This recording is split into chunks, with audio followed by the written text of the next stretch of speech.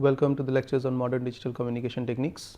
So far we have looked at transmitter, the channel, the receiver in ideal conditions, in AWGN channel, under channel impairments and even under carrier phase impairments. Whatever we have discussed on the carrier phase impairment would help us in recovering instantaneous phase of the signal. We could also extend whatever we have done in a similar manner for estimating the carrier frequency as well.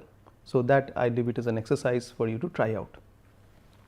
So, we will go ahead a little bit further in this particular lecture and present to you a couple of more very popular or other techniques to recover the carrier phase, and then we will move on to discuss symbol timing synchronization. So, we will take a look at the decision feedback or decision directed PLL for pulse amplitude modulated signals. So, it is called DF-PLL, and in this case the received signal RT is a double sideband signal. So, the PAM is AT cos 2 pi FCT and AT is AM GT. So, that is how we have this particular signal. The received signal is multiplied by a cosine carrier and a sine carrier, that means C indicates carrier, reference carrier at the receiver, sub C indicates the cosine and sub S indicates sine. That means, we generally as we have always drawn, that you get a signal, you multiply by a cos and you multiply it by a sine, and then the R of t cos 2 pi FCT plus phi cap, that particular signal would look like half of AT plus noise and cos delta phi because of phi minus phi cap, and half ns sin delta phi again because of the sine phase difference, right. The high frequency components get removed. So, this particular one that we have here as the product could be looked as the error term after we have removed the high frequency components. So, this error term, if you look at it here we have a squared term along with the sin phi, right. So, this is another alternative which is used as a phase recovery, and this could be used to drive the VCO because it has a sin delta phi term available with it, right. So, the typical block diagram as it would turn out for this situation is the received signal, you have passed on to both directions, you have a VCO which generates a sin 2 pi FCT plus phi cap. So, I have written alpha just to indicate the phase, it is phase shifted by pi by 2 fed on the other side, you integrate it, the loop filter you can think of. So, which also removes the high frequency signals, sample it. So, you need this sample symbol timing and then make a decision. This decision is A of t, which is fed over here and multiplied. So, the decision is AT, what we have decoded is multiplied, and since we have A squared, the sine would go away. So, it will only have the magnitude, and hence when passed through the loop filter removes the high frequency components and then it drives the VCO. So, we will be left with only the sin delta phi term, even the fluctuations would go away, and therefore, we could build this kind of a circuit. So, this kind of a structure is also possible to use. Of course, there is an approximation involved in this kind of implementation. For QAM, we have a block structure as depicted here. You get the received signal, split it into two directions. On one of the sides you multiply, let us say by cosine, the other side you multiply by the sinusoid. So, there is pi by 2 shift from the carrier, integrate them. So, this part is generally common in most of the recovers. Then you sample them, to sample you require the symbol timing. So, there you have the symbol timing, and of course, you need to have the pulse which is multiplied with the received generator and the carrier, received signal and the carrier. So, once you have the pulse, then you send it to the QAM detector. So, till this point you have the matched filter output of the in phase component. On this side you have the matched filter output of the quadrature phase component. So, when both of them go into the QAM detector, you detect the I side PAM and you detect the Q axis PAM. So, once you have detected the I axis and Q axis PAM, you can decode the QAM. Once you have decoded the QAM, you would feed it to the carrier phase generator, as well as you would feed these outputs of the samplers. So, you can what you can recall over here is in the decision feedback for PAM, we had used IN, that is the data sequence, and the output of the matched filter, which is the YN. So, you have the output IN and you have YN. So, using them you can find the phi ml. So, this diagram is extending the result only to the QAM case. So, we are using the same expression as we have got and simply using that to derive the different decoding structures or the carrier phase estimators for different modulation techniques. So, we will not discuss the non-decision aided, we will skip that, because there are certain philosophies involved which could be a bit time consuming. We will not keep it as part of our course. So, next we will go to the other important thing, and which is very popular, is the squaring loop. And many a times when you study digital communications or even analog communications, you would implement this in a typical lab exercise, even with using discrete components. So, let us say we have the signal S t equals to A t cos 2 pi f c t plus phi. The first step is squaring this. So, when you square this, you are going to get A squared t cos squared 2 pi f c t plus phi. If you expand, you are going to get half A t squared plus half A t squared cos 4 pi f c t. So, now you have twice the frequency components here. So, if we filter these components and use these components, that means we pass this output through a band pass filter, what we are going to get is a signal with twice the frequency component. So, that is what we have over here. So, we take the average of it, because A t is a random sequence. So, you take the expected value of it. So, if you pass this signal, so this is the motivation. So, if you pass the average of this through a band pass filter, the end result will be a signal at 2 times f c and of course 2 times the phase. This could be used to drive a PLL. PLLs we have seen before. So, if it drives a PLL, the outcome will be at twice the frequency.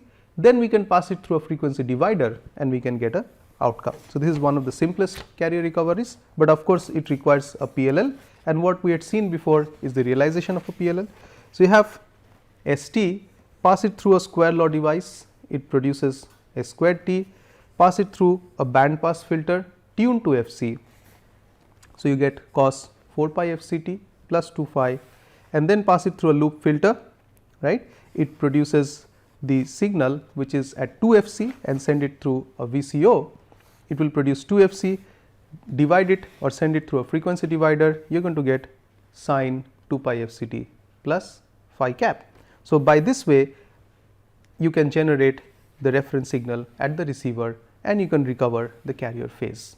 So, this is again another very popular way by using the squaring loop, and in this case the advantage of this scheme is you are not using the PDF or the likelihood function of the signal. You are directly using the signal model and using algebraic expressions. By expanding them and seeing their behavior, you can build the receiver structure to estimate the carrier phase. This is one of the very popular techniques. The next one is again a very famous one known as the Costas loop. So, you have the signal arriving, you multiply them by cosine and sine. So, this part is pretty common. Pass them through low pass filter is almost like the integrator, and you multiply them, feed it through a low pass filter, so loop filter, and drive the VCO. So, this is almost a similar structure, but there are subtle differences which you compare. Once you compare the figures, you will be able to get a better view of things.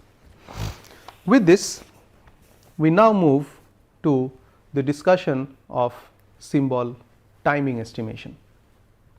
So, if we summarize and try to see how we did this particular subject, in the initial part we assumed all ideal conditions.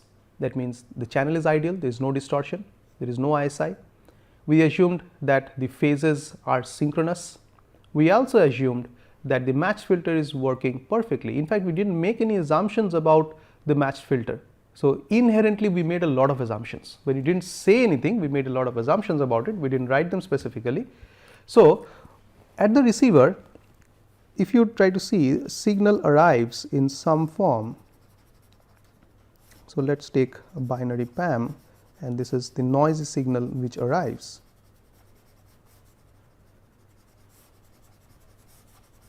Right. At the receiver, we said we are going to multiply in this period with g of t. So, g of t gives us this period and integrate it. That means, you multiply and integrate, that is the matched filter, from 0 to t, or we sometimes said n t to n plus 1 t dt, right, and we said sample it at this instant. So, that means, at the receiver we must have a clock which generates at a frequency 1 upon t. That means, it produces the clock at every t interval of time without fail. If you take real systems and real clocks, there are jitters in the clock, right, as well as, since it is an output of the oscillator, it is not necessary to produce the same frequency continuously. It will oscillate around some center frequency, and you describe such behaviors through a power spectral density of the oscillators. What it means is that it does not continuously generate the time t. Now, there are two issues in this. One is, it could be generating T1, T2, T3 and so on and so forth. So, on an average it produces T, and the second could be that the transmitter uses some clock which is spaced at, let me explicitly write TTX, whereas the receiver generates a clock which is TRX, and they are different in terms of the mean value, because they are two different clocks made up of physical materials. So, if let us say the transmitter clock runs at a few gigahertz, let us say 1 gigahertz, the receiver clock might be running at a slightly higher or at a slightly lower frequency. Mean is slightly different, right, and there could be jitter around the mean as well. So, that means, whatever we assumed as ideal in our earlier study is actually not ideal. So, let us see what happens. So, just a quick reminder, we have seen what happens if the phase of the receiver is different than that of the oscillator at the transmitter.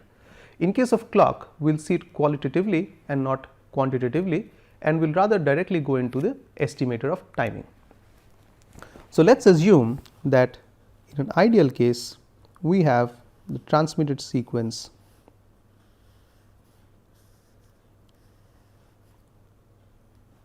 let's take another one. So, this I have by mistake I made a clock. So, let us assume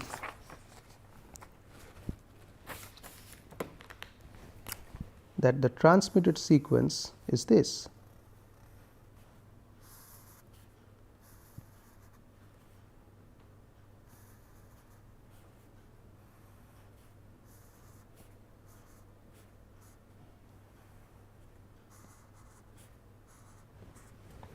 The receiver starts. First question, when does the receiver start? Does it start here? Does it start here? Does it start here, here or here is the question, right. So, if the receiver starts here, then it would measure a time t and it will sample at this instant of time. Again, it will measure a time t, it will sample at this instant of time, and everything is perfect and fine, there is no problem. But the receiver could by mistake start here and measure t, start here, measure t, start here, measure t, and start here and measure t, and so on and so forth. So, similarly, so these are the intervals which the receiver is measuring. So, note all of them are t. So, when you multiply by GT, you are taking a small part of the desired signal and you are taking additionally the interference signal. So, this is the second symbol and you are taking this portion of the second symbol at the output of the matched filter, because you are sampling at this instant of time, because you do not know the starting point. So, although your t is perfect, but the delay at which to start is not known, the exact sampling instants are not known. So, what we have is inter symbol interference, right, two symbols get interfered. The second problem, if t is not perfect, in that case, suppose you start at the right time,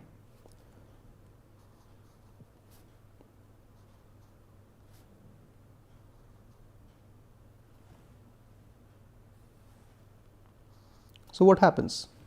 So, there are 1, 2, 3 symbols which have been sent from the transmitter, but the receiver records 1, 2, 3 and 4 in this time interval. So, if you record all of them, there are 4 symbols which are sent and the receiver records there are 5 symbols. So, obviously, there is going to be a huge error. The reverse could also happen, that means the receiver has a clock which runs slower, that means the time interval is larger.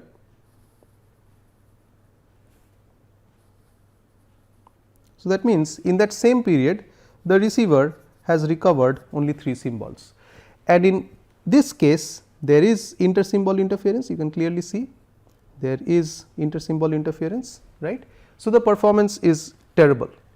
So, at least through this we can suggest, or we can definitely understand that we need to recover the clock at the receiver, or we need to use or find the clock which has an appropriate phase, otherwise things are not going to be as good as we have described in the earlier part of our course.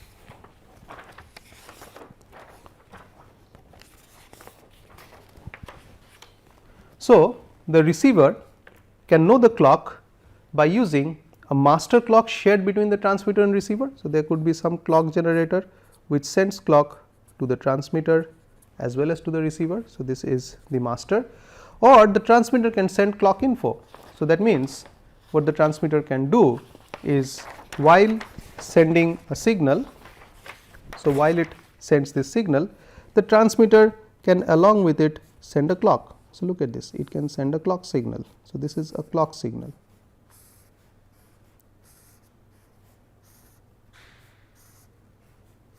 What the receiver will do? It will look at this edge, the moment there is an edge it will decode the data, the moment there is an edge it will decode the data. So, by that means it will be able to get the appropriate clock. This is also well explained. So, if you do either of these two things, you require extra communication, extra channel. In this case you have to send this signal through additional bandwidth. So, that means it is a very inefficient way of communication, because bandwidth is very costly. So, receiver should extract clock from the received data. Of course, these are used in critical cases, but we would generally like to extract the clock from the received data, so that we are using the spectrum as efficiently as possible. So, this extraction of clock is basically estimation of clock or phase synchronization of the clock. It could be decision directed or non-decision directed, just like we have done carrier phase estimation. So, since we have set up the general model for phase estimation or general model for signal parameter estimation, we will use that same framework to get the receiver clock or extract the received clock from the received signal. So, we will again resort to the ML criteria or the ML method. So, by this let us consider a pulse amplitude modulation, where the received signal is the transmitted signal parameterized by some delay tau plus noise, and this signal st comma tau can be the pulses of I n taking different values and g t minus n t minus tau. So, this simply means that you do not know the timing instant. It is still of duration t, but the starting point is offset by a delay tau. The likelihood function, we have the correlation. If it is complex, you take the complex, and then you replace s with I n and g t over here as described here.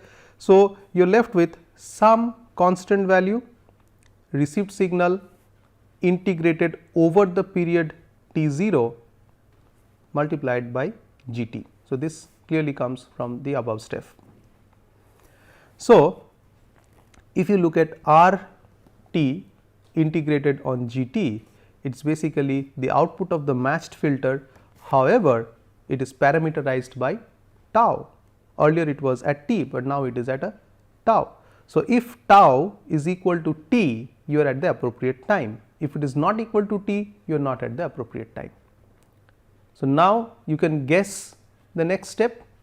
We should take the derivative of log likelihood function with respect to this parameter tau, set it to 0 and get our solution, the same procedure. So, again we use the same philosophy as we used for estimation of carrier phase. That means, we take the derivative of log likelihood function, set it to 0, and we assume that the parameter gets the perfect value, feed it into the expression, and the whole expression should be equal to 0 when the parameter takes the optimum value. So, that is what we have. We have taken the first derivative. So, from this you have, so we removed CL because when we set it equal to 0, it is no longer required, assuming it to be non-zero. In is in, the first derivative of this, and if tau is the optimal solution, then tau cap is the optimal solution. So, we can feed tau cap into this and that should be equal to 0, right. This should be solving it. So, that means again we are getting to the point of using a tracking loop solution. So, this is the similar procedure. So, that is why we started off with the maximum likelihood estimator, described it. Once we have the template, we can almost use the same template continuously for most of the things. For our case, the likelihood function is very similar. So, our job is easier in this situation. So, when we look at the expression as we have there, and we try to translate this expression into a block diagrammatic representation, what we get is the picture below. We have R t, the matched filter, G minus t because it is a flipped version. So, this is the matched filter to G t derivative. So, output here is y n of tau. So, you have this dt, right. This is the derivative. You take the sampler, that means you are reading the value at a particular time instant. So, what you have at this point is first derivative, it is already there, of y n of tau, right, and here you multiply I n. So, this I n could be from prior known symbol sequence, or it could also be from decision detected. So, this product, that means this product is set to the summation, which is the loop filter, and the outcome is fed to the VCO, right.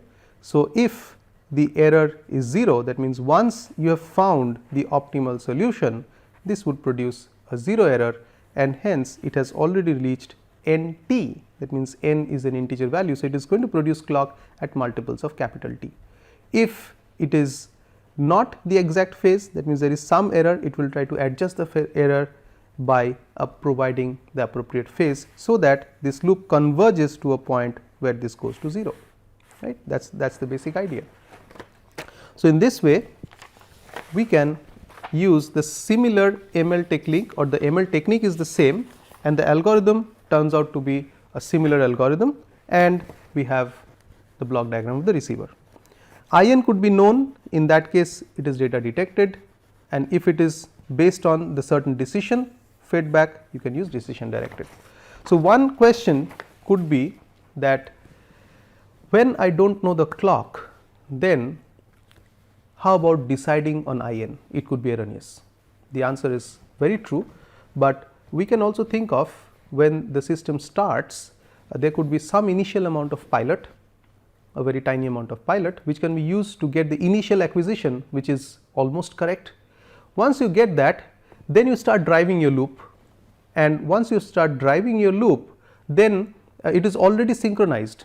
So, the amount of errors that it can produce are expected to be small, so that errors in IN would be small. In that case, you could continue to use this loop, and you could use lesser amount of pilot in such a fashion. If you are using completely based on decision directed, well, there is criticality in terms of performance, there is starting, how much of noise. So, generally it may be preferred that you have some kind of pilot initially, and then you would run the loop, so that you can keep on using estimated data of the sequence and feed it back to the loop. So, you will have a mixture of data aided and non data aided in practical systems. The next very interesting way of recovering clock is a very popular one, and we will take a look at that, and this is the early late gate recovery. So, let us take a brief view on that. First and foremost, it is non decision directed, that means it does not use the detected sequence IN back into the loop, right. It exploits symmetry property of the signal at the output of matched filter. So, let us look at what is the symmetry property of the matched filter. So, if you consider a rectangular pulse, as in this case, the output of the matched filter will be triangular form, because you have convolved this with the flipped version of this, or you have correlated this with this, right. So, which has a peak value at capital T. So, which follows this shape.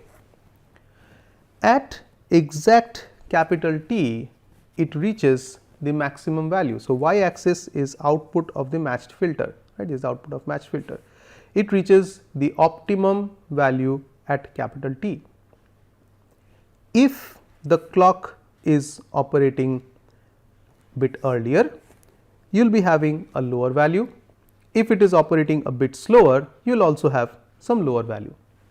So, this point is T minus delta, this point is T plus delta, right. So, what we will do is we will take two readings, one at an early point, one at a late point. So, if I have a certain time generated T, suppose, so we are going to take one point which is a bit ahead of T, another point which is after T, and we can compare these two values.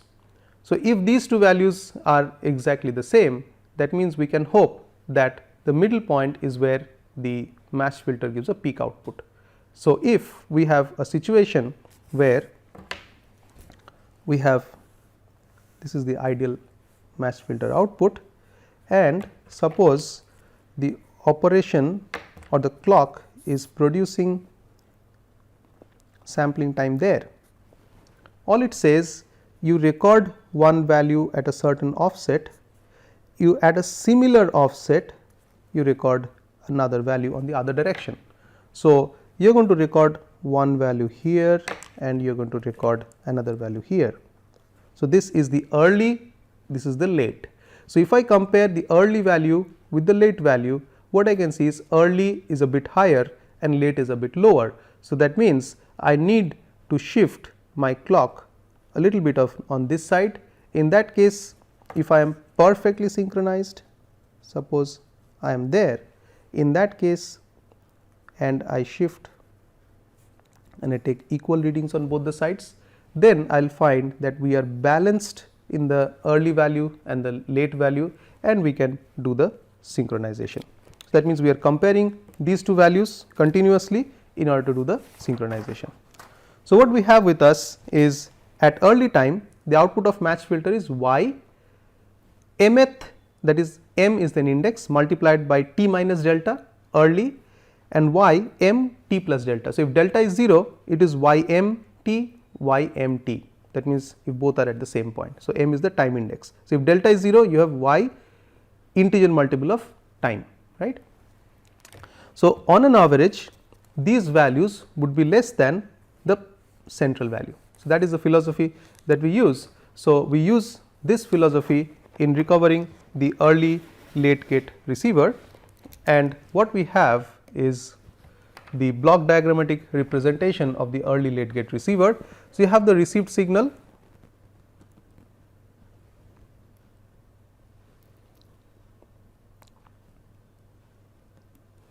so you have the received signal here,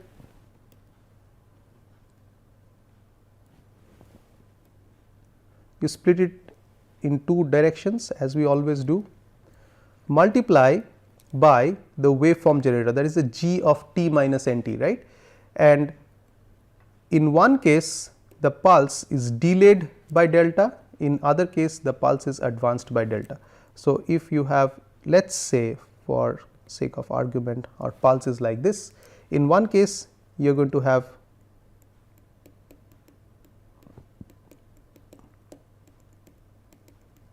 pulse going like this, the other case you are going to have the pulse going like .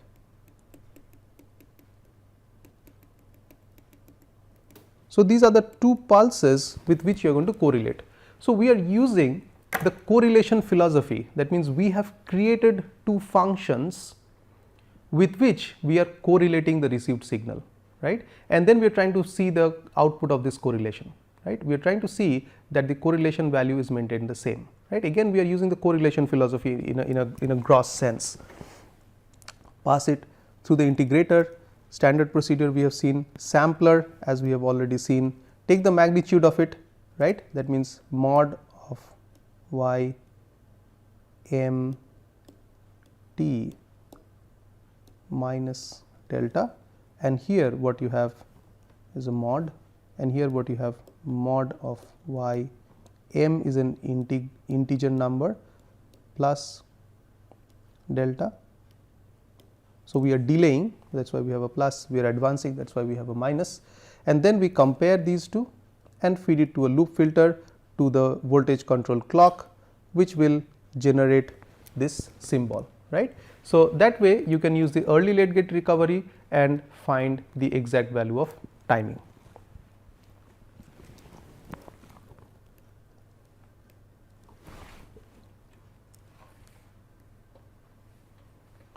It could be recovered in another way, and this particular picture we leave it for you to go through at a comfortable time, where the carrier and symbol tracking are jointly clubbed together, right. So, we will not go into the discussion of this here, but briefly you can see that there are some components, I am not explaining the details of it here, leaving for you to merge the earlier two discussion. So, you have the derivative which indicates you are talking about the clock, right, and the rest of it is about the carrier because it is generating this phase.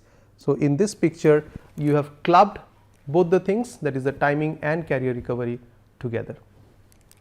So, we come to a discussion, to an end of the topics that we had to discuss in this particular subject, and I would like to end the discussions by briefly telling you some of the fundamentals that you may take up in future in order to master the subject even better.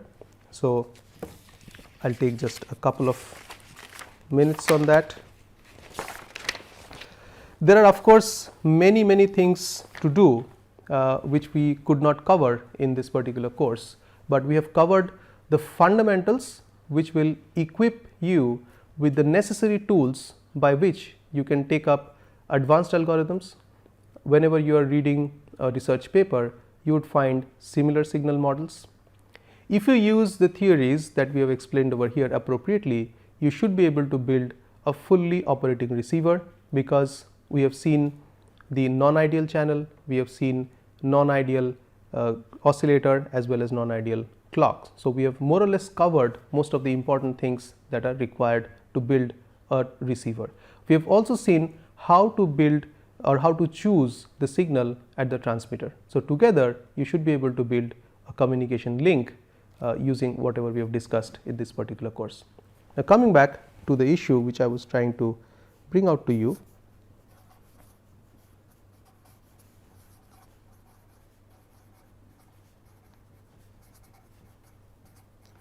So, if we look at digital communications, we can broadly divide it into two sides. One is the transmitter side, the other is the receiver side.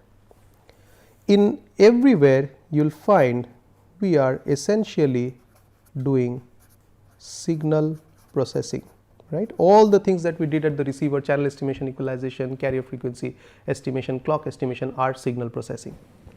So, at the receiver we can say we are using estimation theory, estimation and detection theory, because we are detecting the signals. At the receiver we are using the closest that we can think of is information theory, because it gives a bound on the amount of information that could be sent. You can also use coding theory, which we have not referred to in this particular subject. There are some other important subjects as well, but fundamentally what I want to convey to you, the receiver is almost entirely developed using estimation and detection theory.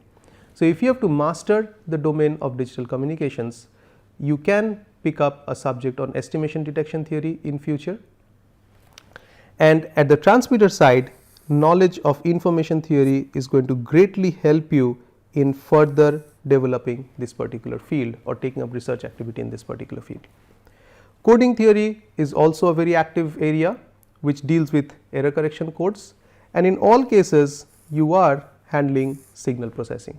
So, this domain of digital communications is broadly categorized as communication theory, which is an applied version of information theory, estimation detection theory, signal processing. Coding theory we have not done, but it of course comes over here.